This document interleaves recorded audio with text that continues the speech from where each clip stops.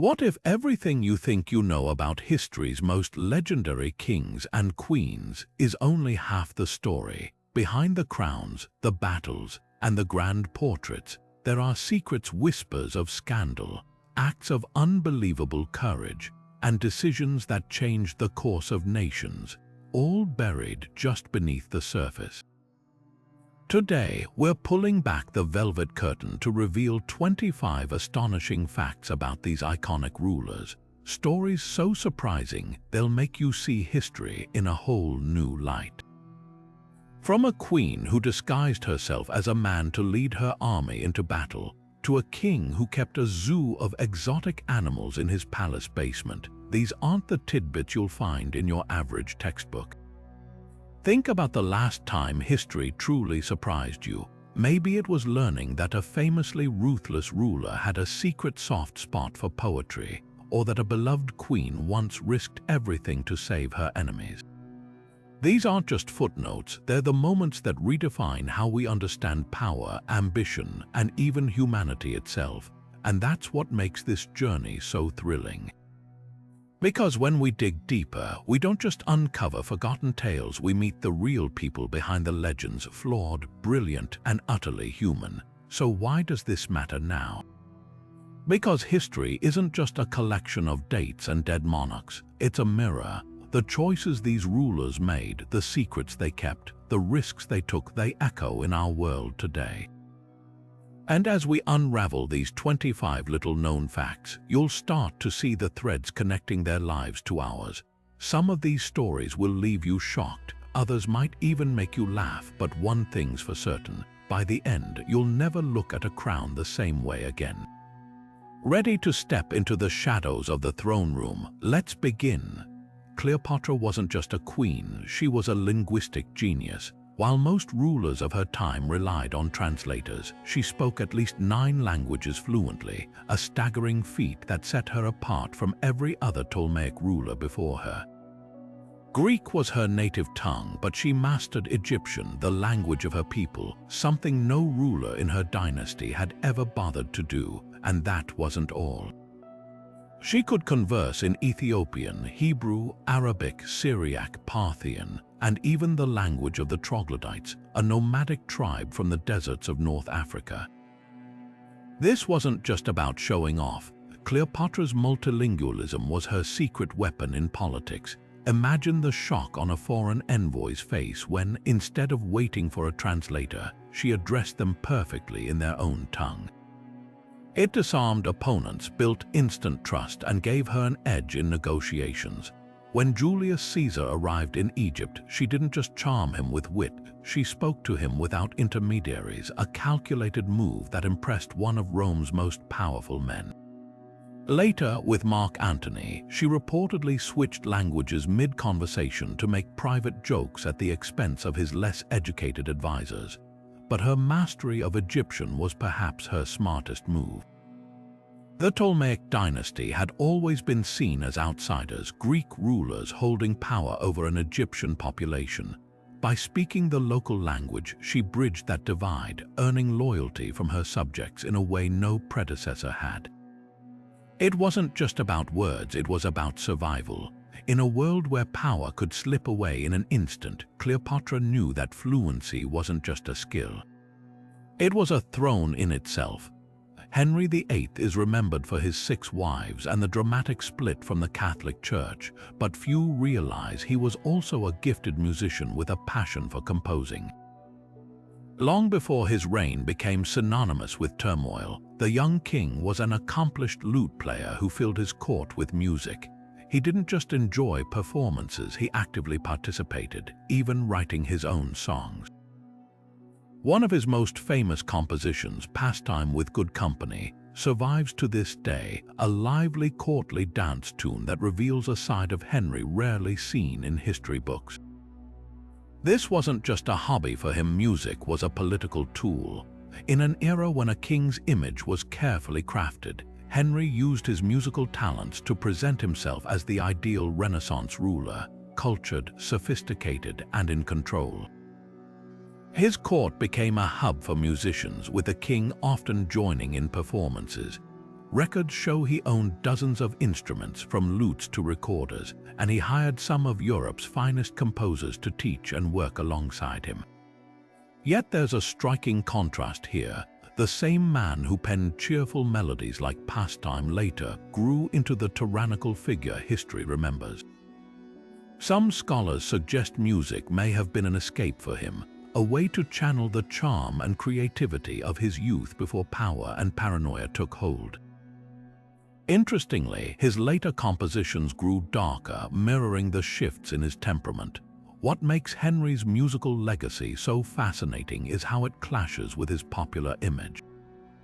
We think of the bloated, ruthless monarch, but the Henry who wrote Pastime was a different person, a charismatic young king who believed in the power of art to unite and inspire. His songs offer a rare glimpse behind the throne, reminding us that even history's most infamous figures were far more complex than the legends suggest. Catherine the Great's legacy is shrouded in one of history's most absurd and persistent myths, the grotesque tale that she died in a scandalous accident involving a horse. This outrageous story, repeated for centuries, couldn't be further from the truth. The reality: she suffered a stroke in her private bathroom and passed away quietly, yet the fabricated version overshadowed her actual death, revealing far more about the biases of her critics than the facts of her life. So how did this myth take root? The answer lies in the vicious propaganda campaigns waged against Catherine by European aristocrats who resented her power. A woman ruling one of the world's largest empires, expanding its borders, and outmaneuvering male rivals was a direct threat to the patriarchal order of the 18th century. Unable to attack her political achievements, detractors turned to salacious rumors, painting her as immoral and unhinged. The horse story wasn't just gossip, it was a deliberate attempt to undermine her legacy by reducing her to a vulgar punchline.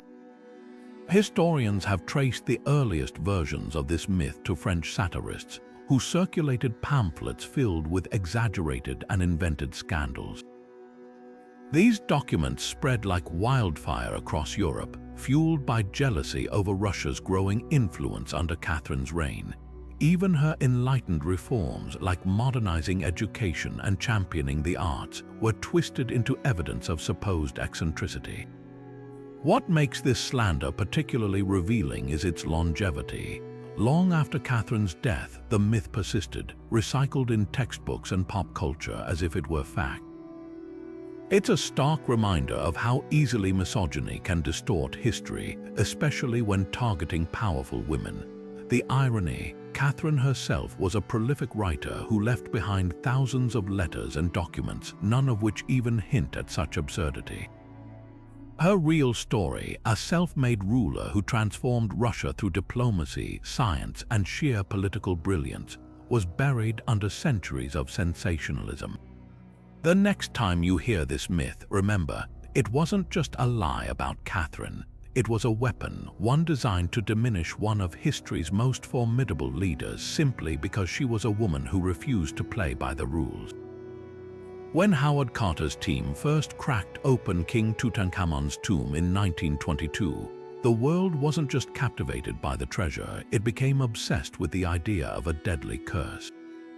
Newspapers ran wild with stories of supernatural retribution after Lord Carnarvon, the expedition's financier, died from an infected mosquito bite just months later. Never mind that Carnarvon had been in poor health for years, or that Carter himself lived another 16 years unharmed. The legend of the mummy's curse took on a life of its own, fueled by coincidence, superstition, and a media frenzy hungry for sensational headlines. The irony: the so-called curse was almost entirely a Western invention. Ancient Egyptians did believe in protective spells for tombs, but these were meant to deter grave robbers, not unleash vengeance.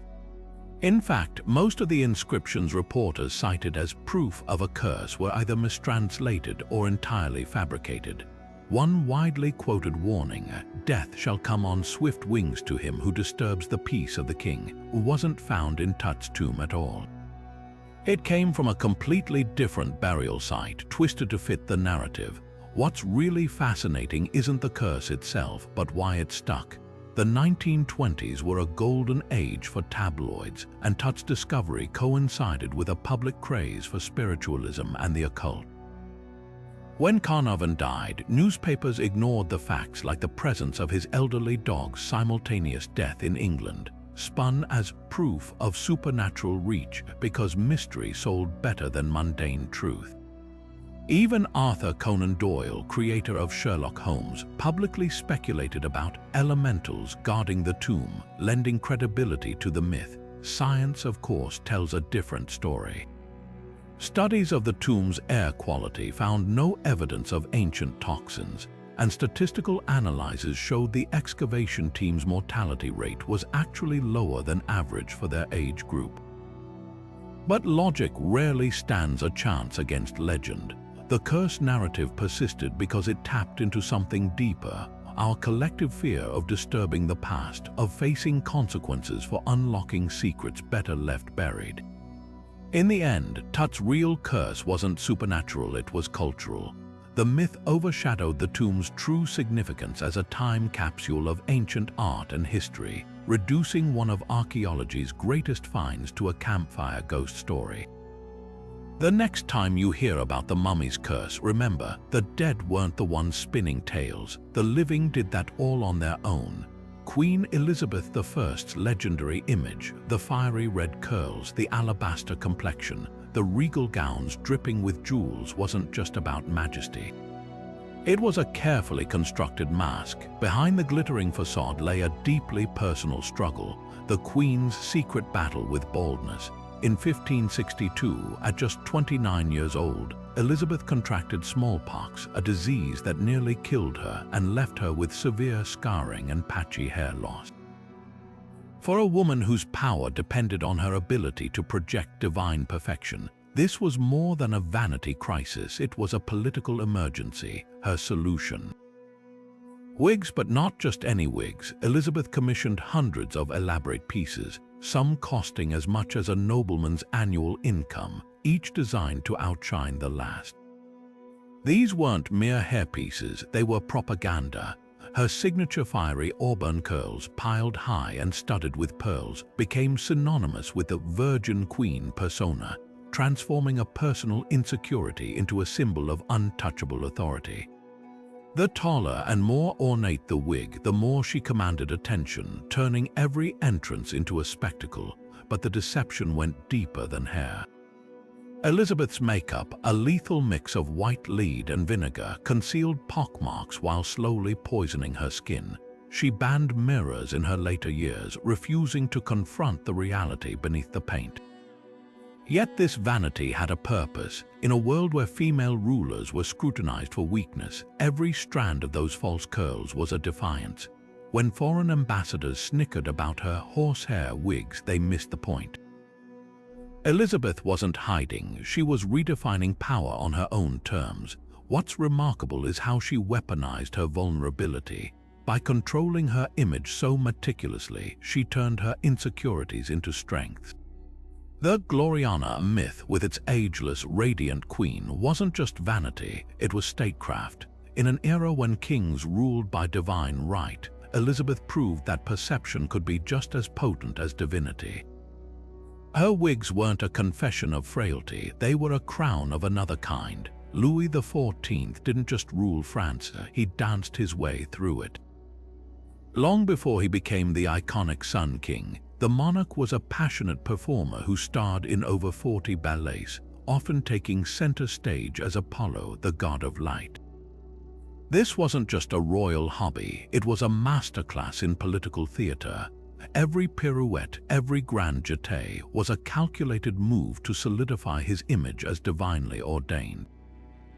When he famously danced the role of the sun in Le Ballet de la Nuit, it wasn't merely entertainment, it was the birth of a legend.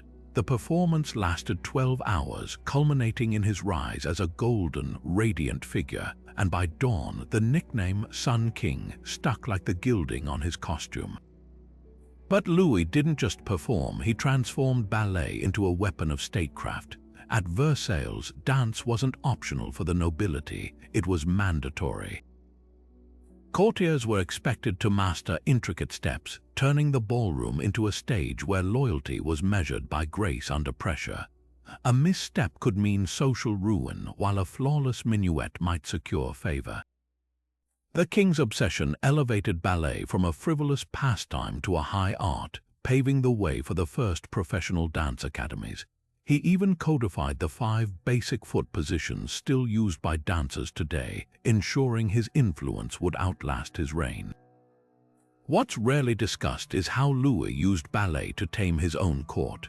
By demanding nobles spend hours rehearsing instead of plotting, he turned potential rivals into performers too exhausted to conspire. The lavish productions also drained their coffers, forcing them to rely on his generosity. Every ballet was a subtle power play, a reminder that even the highest-born aristocrat was merely a supporting actor in his grand spectacle. Yet beneath the glitter, there was real artistry. Louis didn't just exploit ballet, he adored it. Even after gaining weight and retiring from performing, he attended rehearsals daily, micromanaging choreography and music. His patronage birthed French opera ballet and laid the groundwork for modern classical dance. The paradox, a king who played a god on stage was, in his own way, mortalizing the divine, proving even rulers could create something lasting beyond crowns and conquests. The next time you watch a ballet, remember, those graceful movements trace back to a monarch who understood that power isn't just taken, sometimes it's danced into existence. Marie Antoinette's name has been synonymous with callous extravagance for centuries, all because of 5 words she never actually said: "Let them eat cake." This infamous quote, supposedly uttered when told the peasants had no bread, became the ultimate symbol of aristocratic obliviousness, yet historical records prove the queen was framed. The phrase first appeared decades before her reign in philosopher Jean-Jacques Rousseau's Confessions, attributed to an unnamed great princess. By the time revolutionaries needed a villain, they dusted off the anecdote and pinned it on the most convenient target, a foreign-born queen already despised for her lavish spending. What makes this myth especially cruel is how it warps Antoinette's actual response to food shortages. Far from ignoring the crisis, she privately funded grain shipments for starving families and reduced her household expenses to free up funds, actions her critics deliberately overshadowed. Even her alleged obsession with cake is contradicted by court records showing she preferred simple meals like boiled eggs and vegetables. The real irony, the phrase itself mistranslates the original French, quilles mangent de la brioche, referring to a bread-like pastry the poor could legally request when bakeries ran out of cheap loaves. A little-known welfare law Rousseau's Princess was actually citing. The smear worked because it played into every prejudice against Antoinette, her Austrian heritage, her rumored indifference, even her gender. Male rulers like Louis XIV spent far more on luxuries without facing comparable backlash, but a queen's perceived excesses were unforgivable. Revolutionary pamphlets amplified the lie, ensuring it outlived her by centuries. Modern historians have debunked it thoroughly. Antoinette's handwritten letters reveal a woman deeply anxious about public suffering, yet pop culture keeps resurrecting the cake quote as shorthand for royal decadence. Perhaps the most revealing part of this story isn't the lie itself, but why we cling to it. The "let them eat cake" narrative satisfies our craving for moral clarity, a wicked queen to blame for systemic collapse.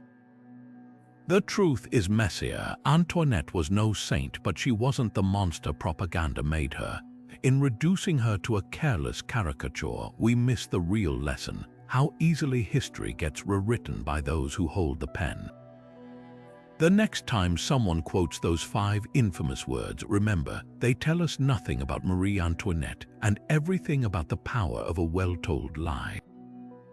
One of history's most enduring images is Nero, the tyrant emperor, callously playing his violin as Rome went up in flames. The problem: it never happened.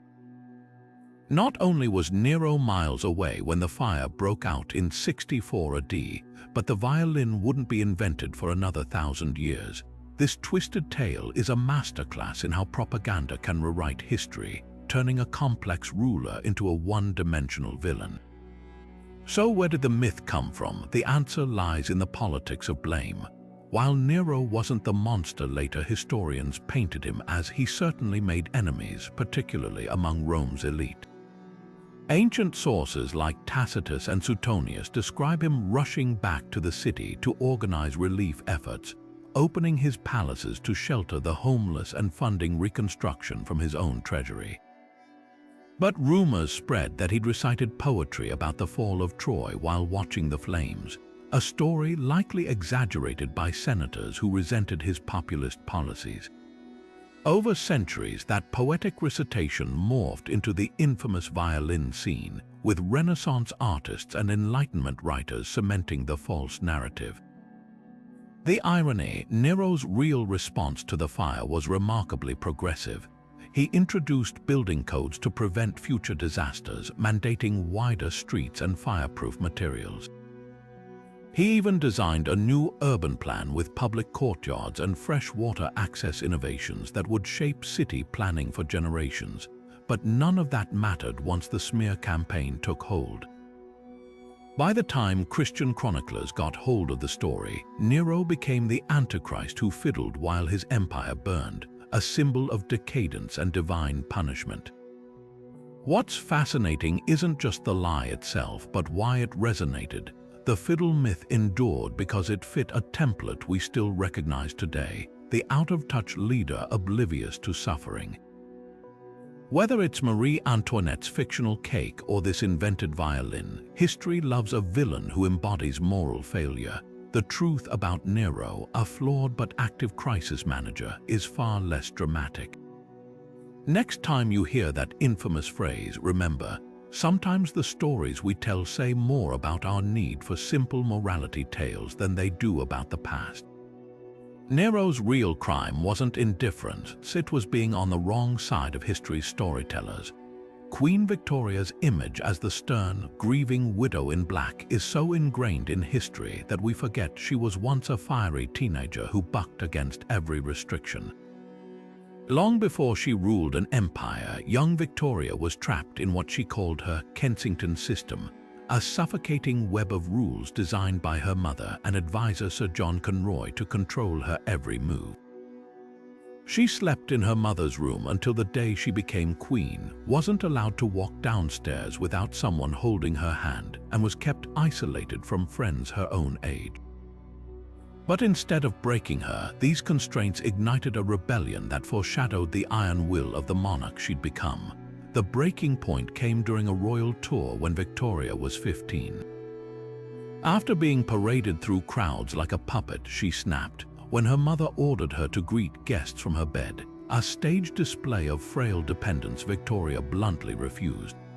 She later wrote in her diary, "I was determined to show them I was no longer a child to be manipulated."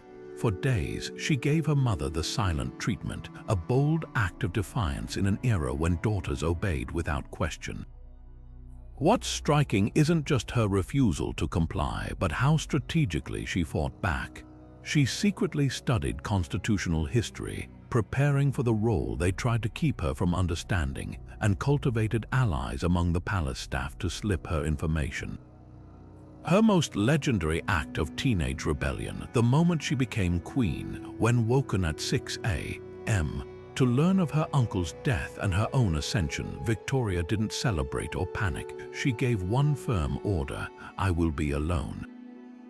For the first time in her life, she banished her mother from the room, insisting on dressing without help. That simple act was a declaration. The puppet strings were cut. Within hours, she moved her bed to a separate room and ordered Conroy's name struck from official documents.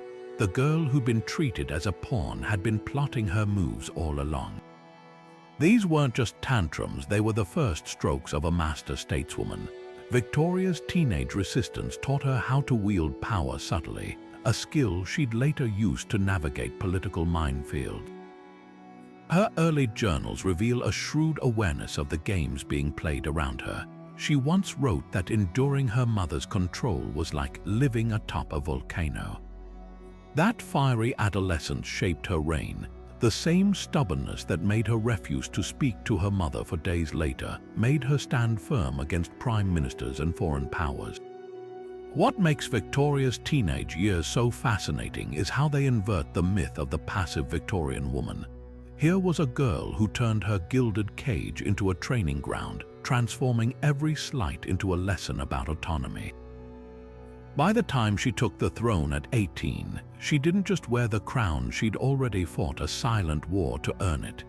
King George III's descent into illness was far more tragic than history often remembers. For centuries, he's been labeled the Mad King, a figure of ridicule who lost the American colonies and babbled nonsense in his final years. But modern medicine tells a different story, one of agonizing misdiagnosis and a monarch trapped in a body betraying him. Recent research suggests George didn't suffer from insanity at all, but from porphyria, a rare genetic disorder that attacks the nervous system, or possibly undiagnosed bipolar disorder. His infamous ravings were likely the screams of a man in excruciating physical pain, his urine turning deep purple from the disease, while doctors bled him with leeches and strapped him into restraining chairs. The cruelty of his treatment is stomach-churning by today's standards. Court physicians, convinced his illness was purely psychological, prescribed blistering plasters to burn his skin, believing the pain might shock him back to sanity. They starved him for days, dosed him with toxic mercury, and confined him in windowless rooms. At one point, his pages were ordered to withhold water despite his desperate pleas, all part of a barbaric theory that dehydration could calm his mind. What's rarely discussed is how lucid George remained between episodes, drafting coherent letters on agricultural reform and astronomy, passions he pursued even as his health crumbled. Political fallout of his illness was catastrophic. As his episodes grew more frequent, Parliament secretly debated removing him from power, while cartoonists depicted him as a frothing lunatic. Yet some historians argue his condition indirectly shaped democracy. His incapacitation led to the Regency Act, which formalized rules for transferring power during a monarch's illness. There's heartbreaking evidence George understood his own decline. In rare moments of clarity, he reportedly whispered, "I wish to God I may die, for I am going to be mad." What makes his story so haunting isn't just the misdiagnosis, it's the glimpse of who George might have been without it. Before his illness, he was a devoted husband, a patron of the arts, and the first British monarch to study science seriously. His meticulous weather journals still aid climate researchers today. The Mad King caricature erases all that, reducing a complex man to his worst moments. Even the famous blue tint in portraits of his later years may have been caused by arsenic in his medications, literally painting him as a figure of gloom. Perhaps the greatest tragedy is that help might have existed. Had George lived today, simple blood tests could have detected porphyria, and modern pain management could have spared him unimaginable suffering. Instead, he became a cautionary tale not of madness, but of how easily fear and ignorance can twist our understanding of illness. The next time you hear about Mad King George, remember, his real legacy isn't insanity. It's a stark reminder that history's judgments often say more about the limits of knowledge than the truth of a person. Empress Wu Zetian's path to power wasn't just unprecedented, it was downright brutal. Imagine a world where a woman ruling China was unthinkable, and then picture Wu not only seizing the throne but holding it with an iron grip for 15 years. Her rise is shrouded in controversy, but one chilling allegation stands out. Historians claim she smothered her own newborn daughter to eliminate a rival.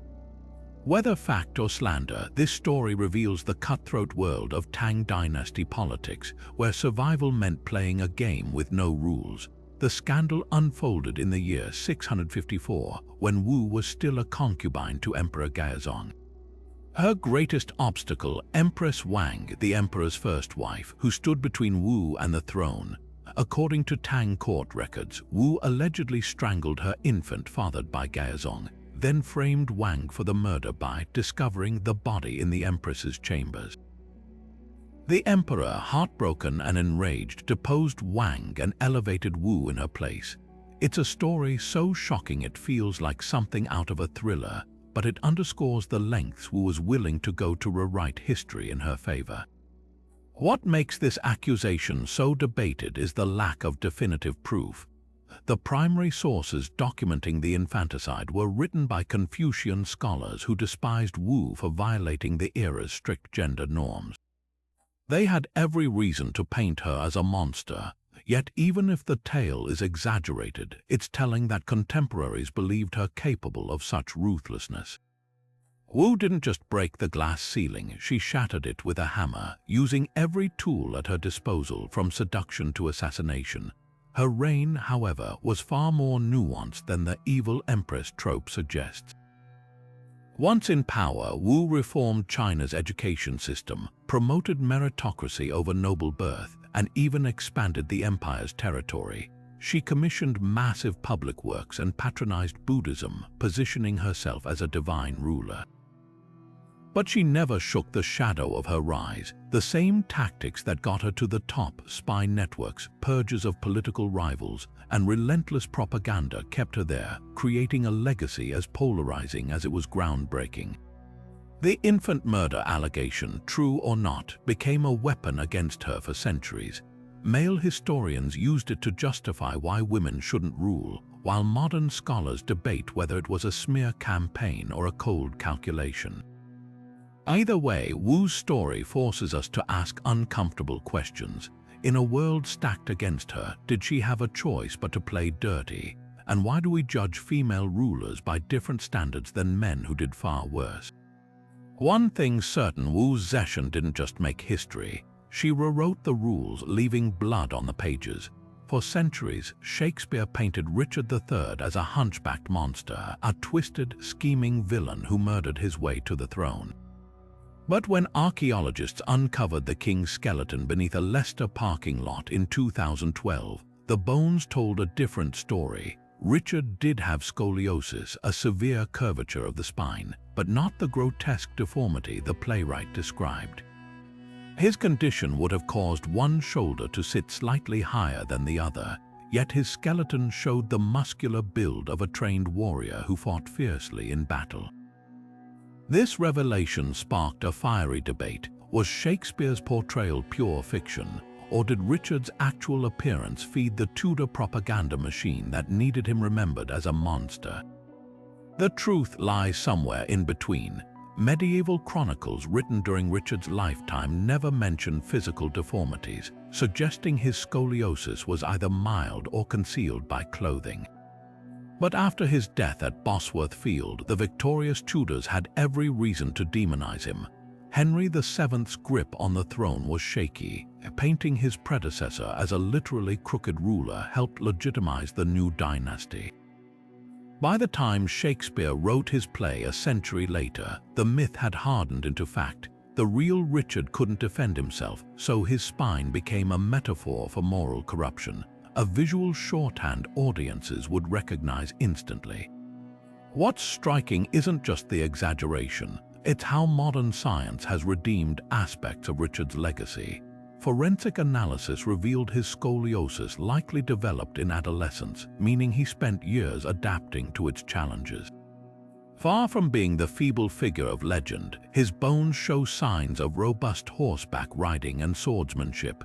Even his burial tells a story. Though dumped unceremoniously in a grave too small for his body, his hands were crossed at the wrists, suggesting someone, perhaps in secret, still honored him as a king. The most haunting detail, the skull bears clear wounds from battle, including a brutal blow to the head that would have killed him instantly.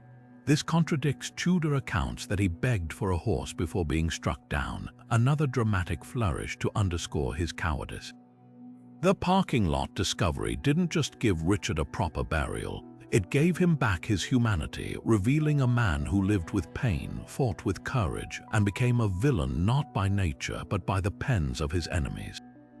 Shakespeare's genius was turning political spin into timeless drama, but the real Richard was far more complex. His spine may have been curved, but the real distortion came later, twisted by history itself. Isabella of Castile didn't just sponsor Columbus's voyage, she gambled her crown jewels on it. In 1492, when the explorer first pitched his audacious plan to reach Asia by sailing west, Spain's treasury was drained from centuries of war against the Moors. Most monarchs would have dismissed the idea as fantasy, but Isabella saw something others missed: desperation and opportunity intertwined. With no gold left to fund the expedition, she made one of history's boldest bets, pawning her personal jewels to bankroll 3 rickety ships. It wasn't charity, it was a calculated risk by a queen who'd spent her life defying expectations. The irony: Columbus wasn't even her first choice. Spain's top navigators had rejected his calculations as laughably inaccurate, and Ferdinand initially refused to back the venture. But Isabella, a shrewd strategist who'd unified Spain through marriage and conquest, recognized that stagnation was riskier than failure. By pledging her jewels, a literal royal fortune, she ensured the voyage happened without diverting funds from her military campaigns. The collateral wasn't just financial, it was symbolic. In an era when a queen's regalia represented divine right, pawning them could have been seen as sacrilege. Yet Isabella understood something her critics didn't. Symbols were worthless without power to back them up. What's rarely discussed is how close the whole venture came to collapse. Columbus's ships were delayed for months, nearly scrapped when a rival offered to fund them through Portuguese backers, until Isabella doubled down, demanding the jewels be sold faster. Even then, the voyage almost ended in mutiny before land was sighted. Had it failed, history would remember her as the queen who traded diamonds for delusion. Instead, her gamble altered the course of empires, bringing Spain unimaginable wealth and a hemisphere of territory. But the real twist lies in what happened next. When Columbus returned with enslaved Taino people and traces of gold, Isabella shocked Europe by outlawing indigenous enslavement in 1500, decreeing they were Spanish subjects with rights. It wasn't altruism. She knew sustainable conquest required loyalty, not brutality, but it revealed the complexity of a ruler too often reduced to a footnote in Columbus's story. Her jewels funded the voyage, but her pragmatism shaped the new world. The lesson here isn't just about risk-taking. It's about how one woman's willingness to stake her most precious assets on an uncertain future rewrote the rules of global power. Every empire has its origin story, but few hinge on something as intimate as a queen's necklace traded for a shot at history. The next time you picture Columbus's ships, remember, they didn't sail because of a king's treasury. They sailed because a queen refused to let convention anchor her ambitions. Charlemagne's empire stretched across modern-day France, Germany, and Italy, a colossal achievement for a ruler who reportedly couldn't sign his own name without trembling. The man who revived education across Europe, founding schools and preserving ancient texts, spent his life wrestling with a secret shame. He never fully conquered the art of writing. Historical accounts describe him keeping wax tablets beneath his pillow, scratching out letters by candlelight like a determined child, only to wake to smudged, clumsy attempts. For a king who valued knowledge as the glue of civilization, this wasn't just personal frustration, it was a political vulnerability. The irony is staggering. Charlemagne's court at Aachen became a beacon of learning, attracting scholars like Alcuin of York to standardize Latin and develop the very script that would evolve into modern European alphabets. Yet the emperor himself, the driving force behind this renaissance, allegedly spoke fluent Latin and Greek but struggled to form coherent sentences on parchment. Some historians speculate he suffered from dyslexia, though the concept didn't exist in the 8th century. Others suggest his hands, calloused from decades wielding a sword, simply refused to cooperate with delicate strokes. What's undeniable is his persistence. Einhard, his biographer, wrote that the king practiced endlessly, even during meals, sliding tablets across the table between bites. But here's what makes Charlemagne's struggle so revealing. It didn't weaken his authority, it humanized him. In an era when most rulers relied on scribes without a second thought, his public attempts to learn endeared him to scholars and subjects alike. He turned his insecurity into a rallying cry, proving that wisdom wasn't about perfection but effort. When he ordered monasteries to teach reading and writing to all free-born boys, it wasn't just policy, it was empathy. He knew firsthand how illiteracy could isolate even the most powerful. The wax tablets beneath his pillow symbolize something deeper than a king's hobby. They're a testament to the humility required to build an empire not just with swords but with ideas. Charlemagne didn't just unite Europe geographically. He bridged the ancient and medieval worlds by preserving the written word, even if that world remained just out of reach for his own fingers. His legacy isn't the words he left behind, but the countless words he made possible for others. Mary, Queen of Scots, faced her execution with the same defiance that had defined her life, but her final act of rebellion wasn't just in her words. It was in her wardrobe. On February 8, 1587, as she walked to the scaffold at Fotheringhay Castle, the doomed queen wore a striking ensemble beneath her black gown, a vibrant crimson petticoat and sleeves, the color of Catholic martyrdom. To the Protestant officials overseeing her death, it was a silent proclamation of faith, a last daring statement that her blood would cry out against those who condemned her. And cry out it did, because the executioner's axe didn't just take her life. It botched the job spectacularly. The first blow missed her neck entirely, striking the back of her head as she knelt blindfolded.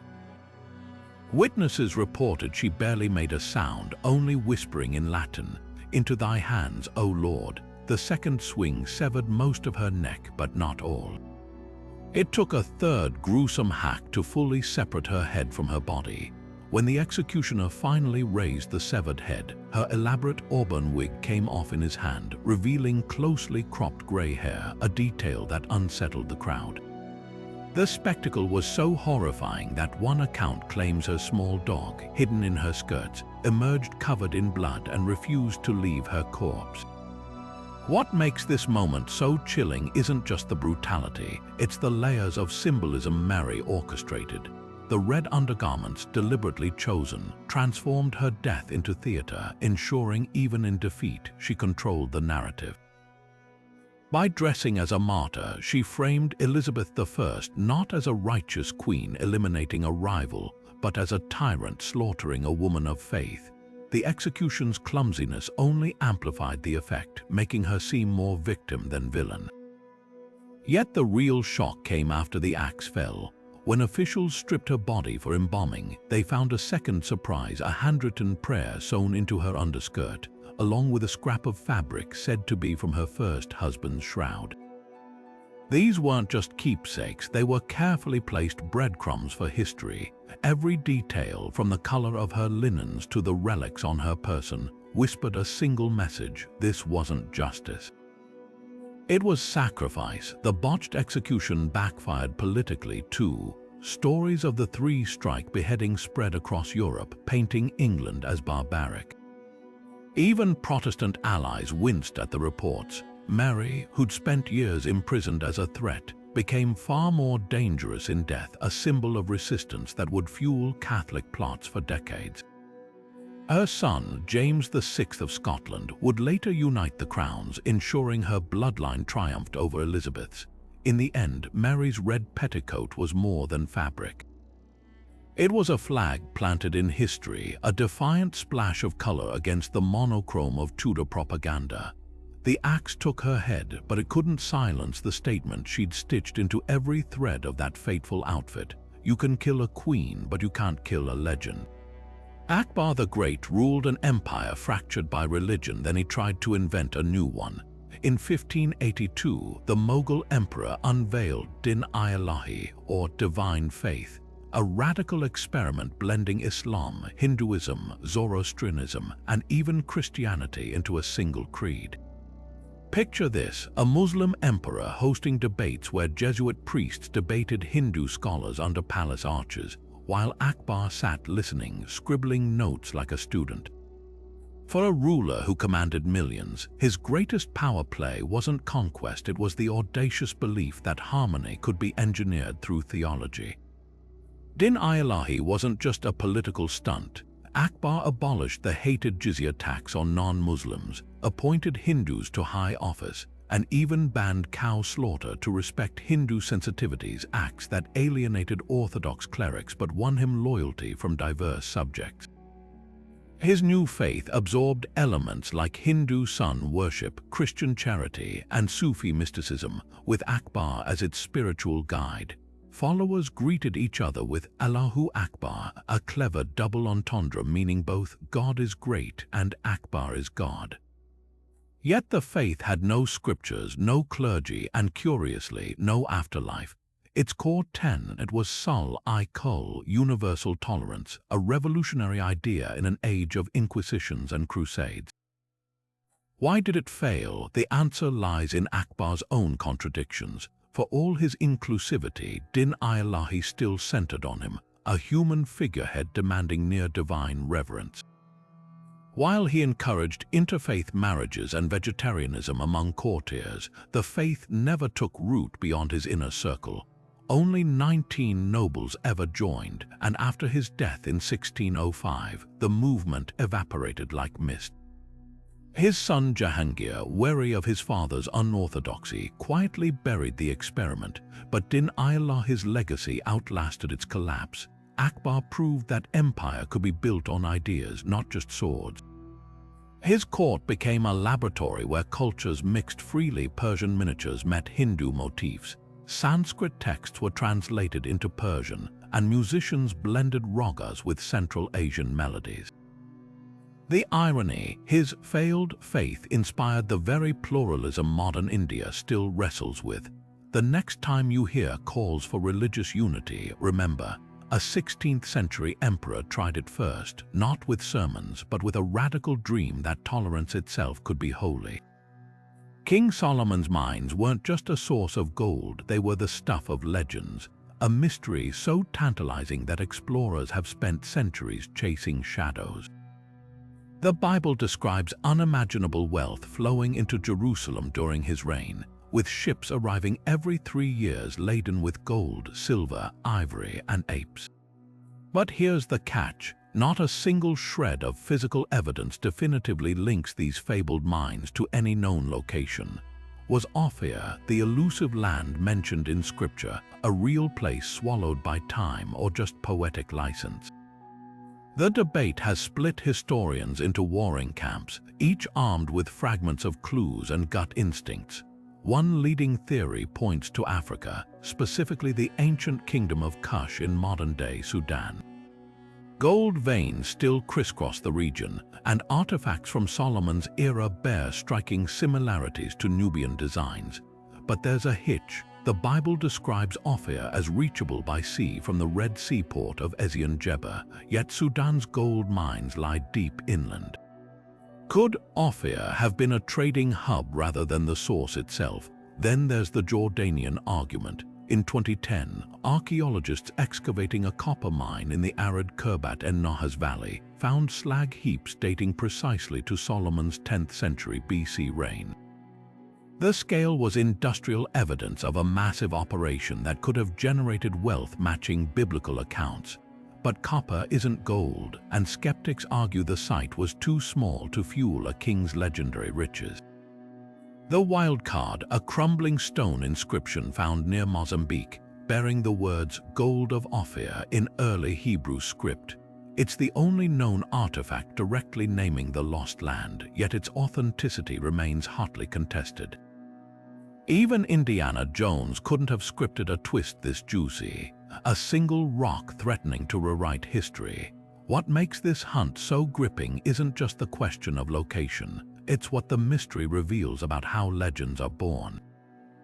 Solomon's mines may have been less a single site and more a sprawling network of trade routes, with the king's name becoming shorthand for wealth itself.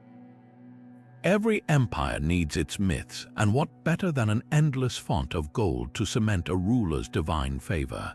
Until someone strikes literal pay dirt, the mines will remain where they've always been, halfway between history and imagination, teasing us with the possibility that the greatest treasure isn't gold but the thrill of the search.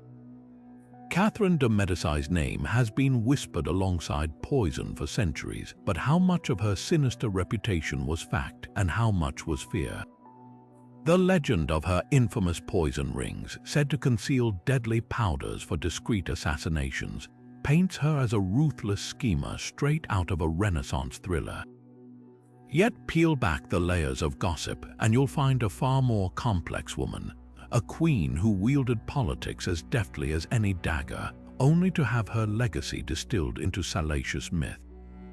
The poison ring theory took root during Catherine's reign as Queen Mother, when France was tearing itself apart in religious wars between Catholics and Protestants. In this pressure cooker of betrayal, whispers spread that she kept jeweled rings with hidden compartments, slipping their contents into the wine of enemies at lavish banquets. Some accounts even claim she tested the poisons on poor prisoners or dying hospital patients, gruesome details straight from the playbook of medieval propaganda. But here's the catch: not a single verifiable case links her directly to such an assassination. The closest evidence, a handful of ornate rings from the era with tiny cavities, likely designed for perfumes or relics, not murder. What's revealing is who fueled these rumors: Catherine's rivals. Protestant pamphlets branded her the Black Queen, exaggerating her Italian heritage to paint her as a foreign serpent in France's court. Never mind that she spent her life negotiating peace treaties. Her enemies needed a villain, and a Médicis woman with a taste for astrology and art made the perfect target. Even her patronage of science and medicine got twisted. Her interest in alchemy became proof she dabbled in toxins, while her famed botanical gardens were recast as laboratories for brewing poisons. The truth lies somewhere in the shadows. Catherine certainly played hardball politics, orchestrating marriages and manipulating factions to keep her sons on the throne. But poison, that was likely more metaphor than method. In an age when women couldn't openly wield power, her influence was framed as something unnatural, even diabolical. The irony: some historians argue the real poison was the misogyny that recast her intelligence as malice. While male rulers like her contemporaries Ivan the Terrible or Philip II ordered mass executions without losing their titles to history, Catherine's strategic mind earned her a legacy steeped in scandal. Her greatest crime, it seems, wasn't murder, it was mastery. The same political savvy that kept France from crumbling during its bloodiest conflicts became the stuff of dark fairy tales. Next time you hear about Catherine's poison rings, ask yourself, was she really a monster or just a woman who refused to be erased? The answer might leave you questioning who truly held the antidote and who was peddling the poison. King James I's fear of witchcraft wasn't just a passing paranoia. It was an obsession that shaped laws, ruined lives, and even crossed the Atlantic to fuel the Salem witch trials. Years before he took England's throne, Scotland's young king barely survived a harrowing voyage home from Denmark in 1589 when storms nearly sank his ship. Convinced witches had summoned the tempest to kill him, he launched an inquisition so brutal it would make even history's darkest witch hunters blanch. His personal involvement wasn't just symbolic. He presided over torture sessions, drafted interrogation questions, and watched as accused women were stripped and searched for devil's marks before execution. The flames of his fear were fanned by a rising tide of Protestant extremism, but James didn't just ride the wave, he became its architect. The depth of his fixation became horrifyingly clear in 1597 with the North Berwick witch trials. Over 70 people, mostly women, were accused of conspiring to kill James by sailing in sieves to summon storms, a detail so bizarre it reads like dark folklore. Under torture, one suspect, Agnes Sampson, confessed to christening a cat with human blood and flinging it into the sea to curse the king's ship. James, convinced of her guilt, personally supervised her execution by strangulation and burning. These weren't distant decrees from a detached ruler. This was hands-on persecution, with the king scribbling notes on confessions and debating theology with the accused. His zeal didn't stop at Scotland's border. When he inherited England's crown in 1603, he immediately tightened witchcraft laws, making it easier to convict and execute suspects.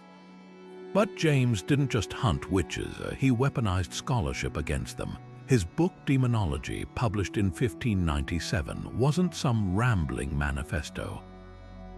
It was a chillingly meticulous guide to identifying and eradicating witchcraft, written in the form of a dialogue to lend it intellectual weight. He detailed how witches could fly, shape-shift, and curse crops, but the book's most dangerous contribution was its insistence that witchcraft wasn't mere superstition. It was a treasonous act against God and king. This argument gave witch hunts a veneer of legal and moral necessity, influencing judges for generations.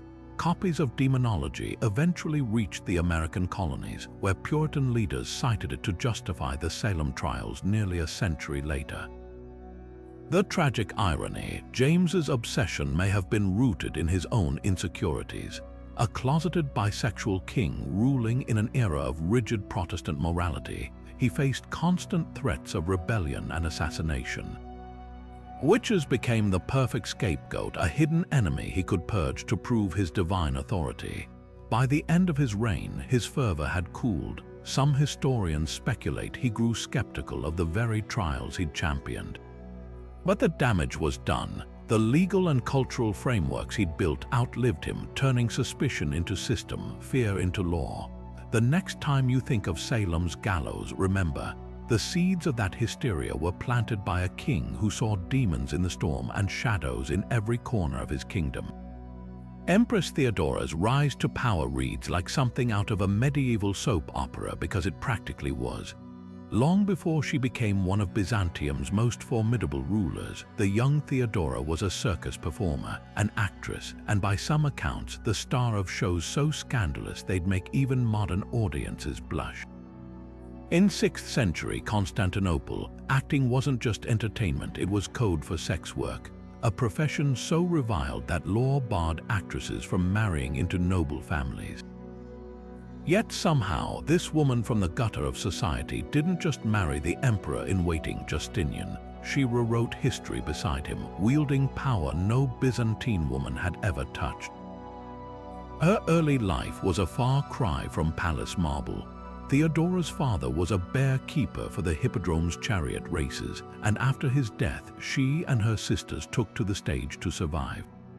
Ancient sources like Procopius, who loathed her, claim she performed in lewd comedies and pantomimes, even participating in routines where live geese pecked grain from her body. Whether these salacious details were truth or slander, one thing's certain: Theodora knew how to command a crowd. Her charisma was undeniable, and by her 20s she'd caught the eye of Justinian, then a high-ranking official. Their love story defied every convention. He was so smitten he had his uncle, Emperor Justin, repeal the law banning nobles from marrying actresses just to make her his wife. But Theodora wasn't content to be a pretty accessory. When Justinian took the throne in 527, she didn't just sit beside him. She ruled with him, her name etched into official decrees as co-regent. Her influence wasn't ceremonial, it was seismic. During the Nika revolt in 532, when rioters burned half the city and demanded Justinian's head, it was Theodora who refused to flee.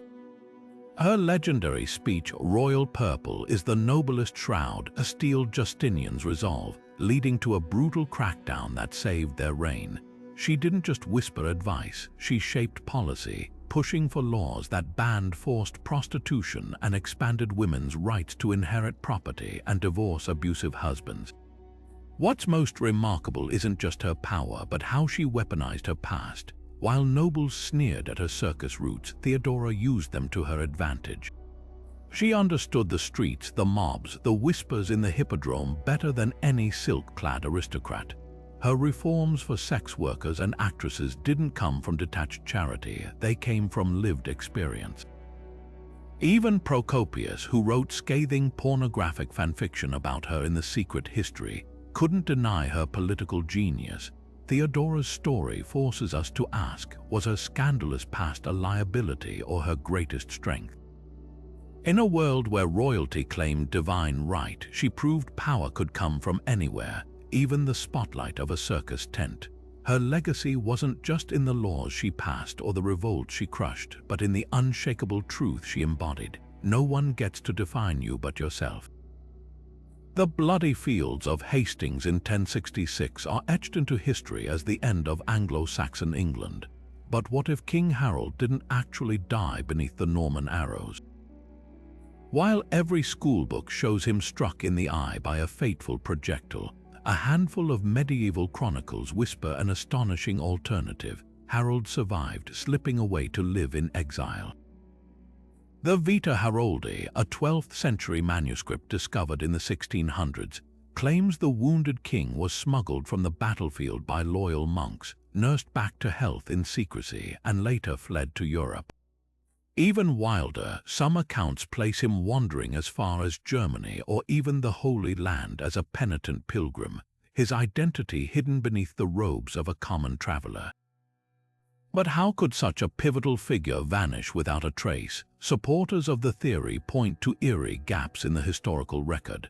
The Bayeux Tapestry, that iconic embroidered account of the conquest, shows Harold's death seen with odd ambiguity. The Latin inscription, "Here King Harold is killed," hovers near a figure clutching an arrow, but whether it's truly Harold is debated. Some historians argue the tapestry's creators, working under Norman rule, had every reason to cement William's legitimacy by declaring his rival definitively dead. Meanwhile, English monks at Waltham Abbey, where Harold supposedly prayed before the battle, insisted for generations that their benefactor's tomb was empty, the body never returned. Then there are the sightings. Decades after Hastings, travelers reported meeting an elderly, one-eyed Englishman in Chester who spoke of the battle with unsettling familiarity. In Denmark, folklore tells of a blind beggar revealed on his deathbed to be a fallen king. Even the timing is suspicious. William spent years crushing rebellions led by nobles who mysteriously claimed to be fighting in Harold's name. Were they deluded, or was someone pulling strings from the shadows? The counterarguments are just as compelling. Norman chroniclers, eager to legitimize William's rule, would have pounced on any rumor of Harold's survival to justify further crackdowns. Instead, they unanimously declared him dead, even describing how his mutilated body was identified by intimate marks, known only to his mistress. Forensic studies of bones long attributed to Harold at Waltham Abbey, later lost during the Reformation, suggested severe wounds consistent with battlefield execution. And then there's the sheer logistics. How would a gravely wounded king, surrounded by Norman troops, have escaped unnoticed? What's truly fascinating isn't whether Harold lived, but why the legend persists. For centuries after Hastings, Saxon rebels invoked his name, turning a defeated king into a symbol of resistance.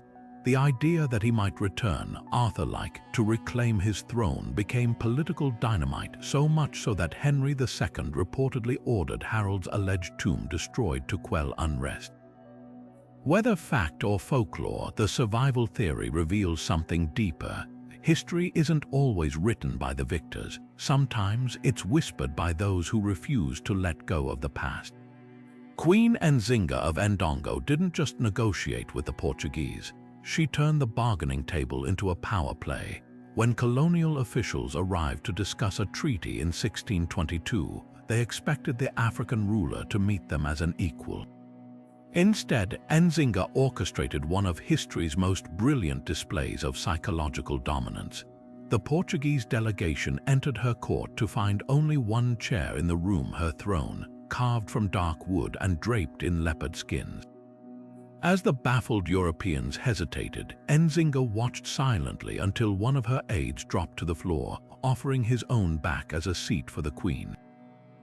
With perfect composure, she settled onto the living chair, forcing the Portuguese to either stand like subordinates or sit cross-legged beneath her. Every moment of that calculated humiliation was intentional. This wasn't petty theatrics, it was geopolitical judo. Nzinga knew the Portuguese saw African leaders as inferior, so she flipped the script. By denying them chairs, she exposed the colonialists' unspoken hierarchy, making them physically acknowledge her authority. The message was unmistakable. In her kingdom, she dictated the terms, even down to where guests could rest. Contemporary accounts claim the Portuguese envoy's face flushed crimson as he sank to the floor, his fancy doublet brushing the dirt while Nzinga gazed down from her perch.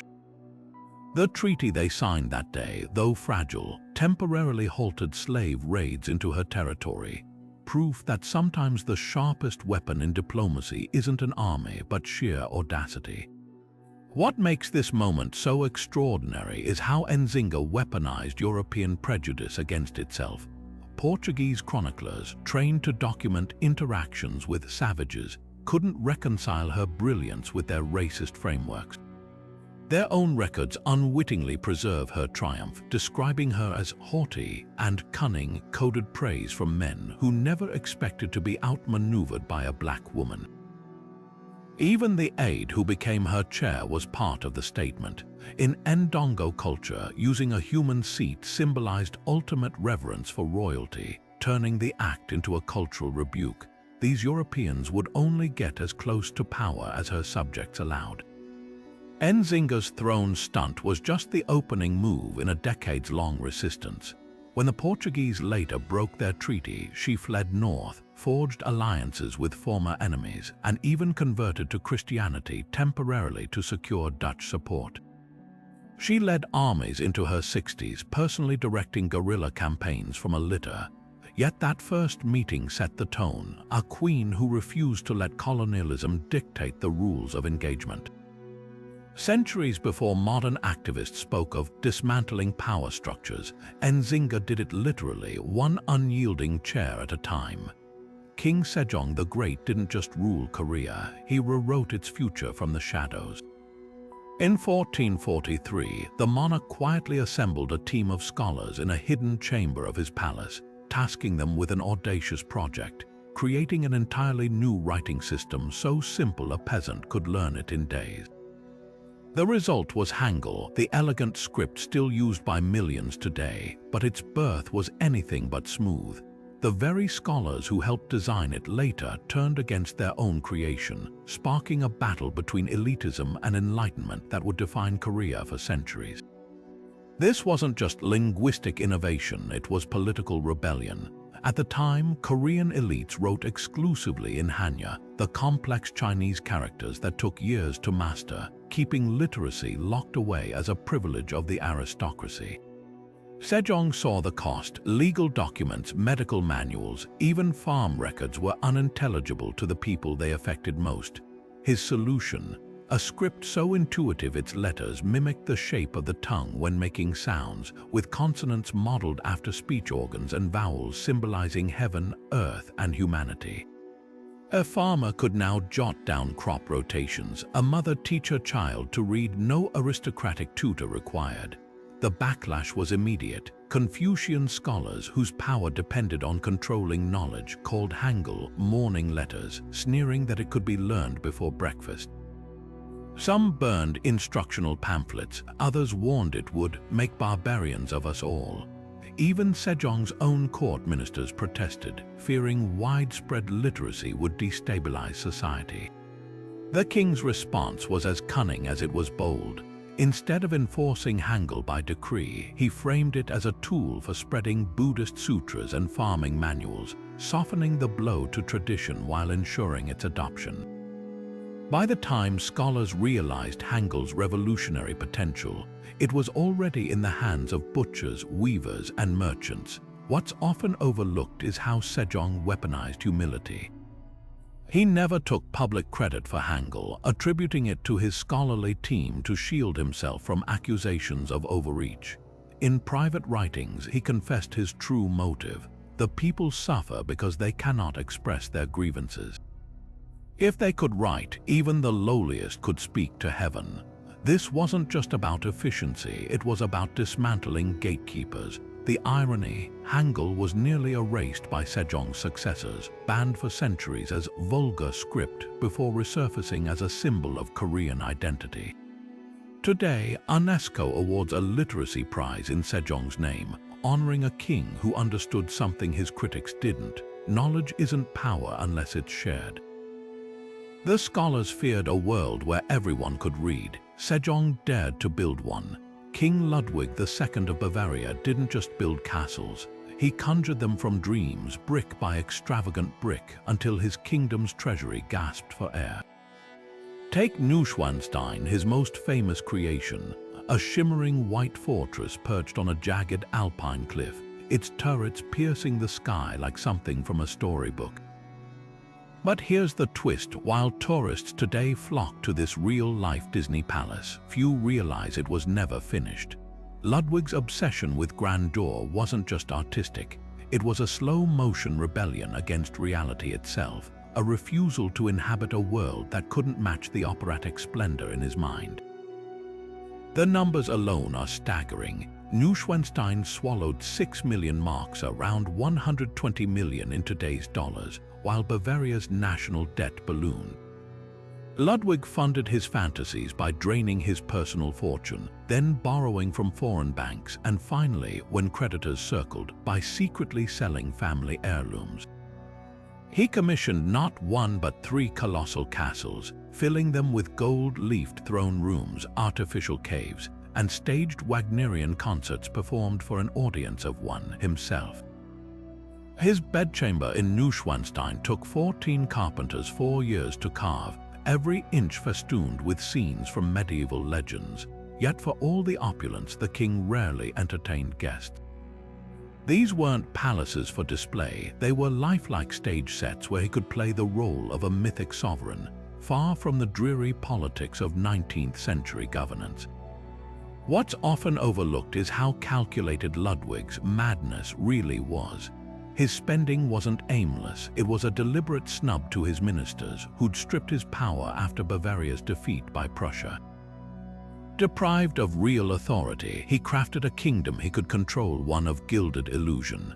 When aides warned him of bankruptcy, he reportedly waved them off, declaring, "I must build to console myself." Even his daily habits fed the fantasy. He dined alone at a table lowered through the floor to avoid seeing servants, and took midnight sleigh rides dressed as Lohengrin, the swan knight from Wagner's opera. The final act was pure tragedy. In 1886, with debts spiraling and rumors of insanity swirling, Ludwig's own government declared him mentally unfit. Days later, he and his psychiatrist were found dead in a shallow lake under mysterious circumstances, officially suicide, though the evidence was flimsy. The kicker, Neuschwanstein, the castle that bankrupted him, opened to paying tourists just weeks after his death. The fairy tale became a commodity, his private escape turned into a postcard for the masses. Yet Ludwig's legacy outlasted the scandal. Neuschwanstein's whimsical silhouette inspired Walt Disney's Sleeping Beauty castle, embedding the so-called Mad King's vision into global pop culture. The man who bankrupted himself building dreams became, ironically, the unseen architect of modern fantasy. His castles stand not as monuments to fiscal irresponsibility, but to a radical idea that beauty, however impractical, can be its own kind of rebellion. The next time you see a Disney castle, remember, it's not just magic, it's the ghost of a king who dared to live inside a dream, no matter the cost. Queen Ranavalona I of Madagascar wasn't just ruthless, she rewrote the rules of survival in blood. Dubbed the female Caligula by horrified European traders, her 33-year reign saw punishment so brutal they became legend.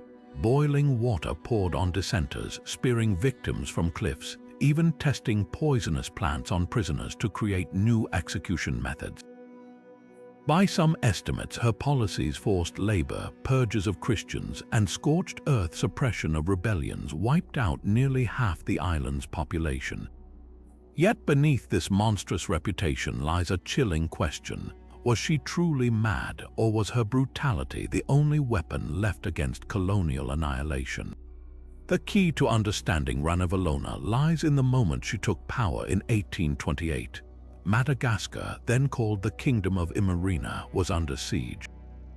British missionaries preached conversion while French warships lurked offshore, their governments eyeing the island's spice trade and strategic ports.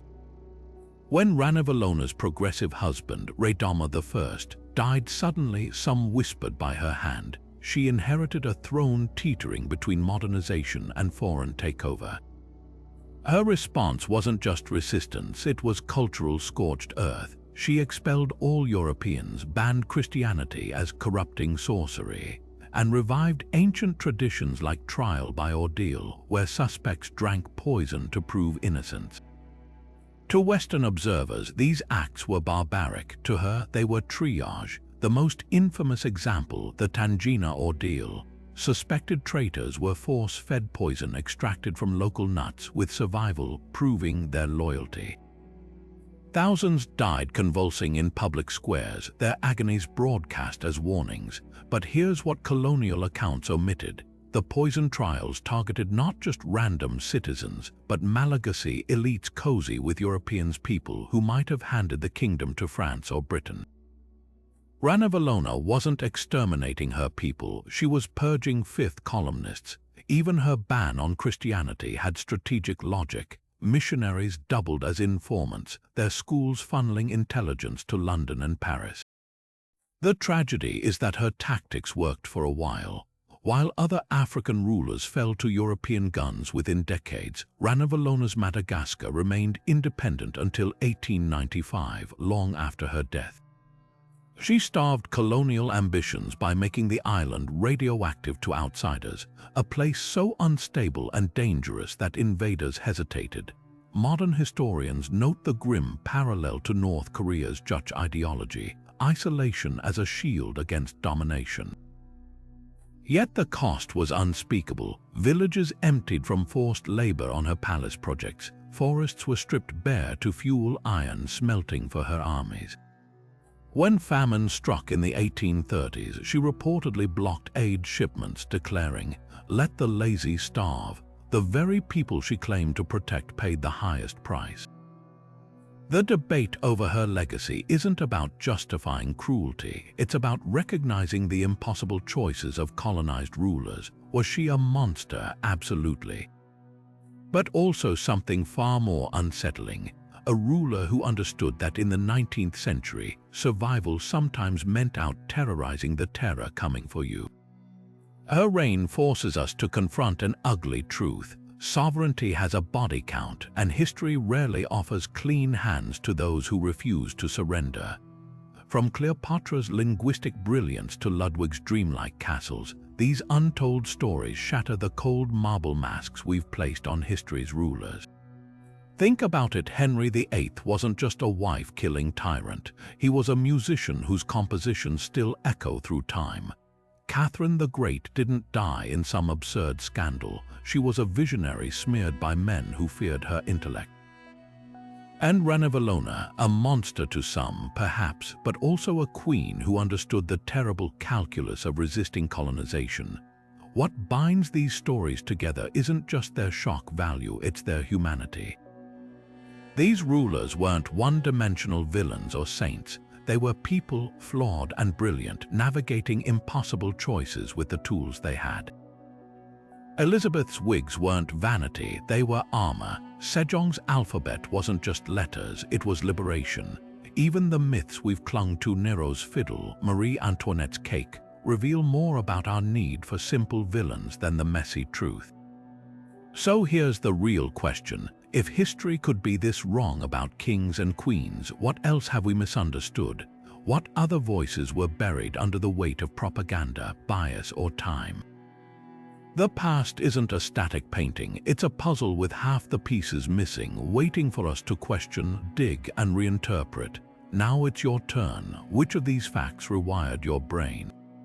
Was it Nzinga's defiant throne or Solomon's phantom mines?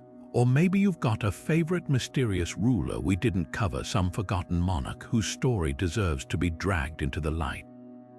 Drop it in the comments, because history isn't just something we consume.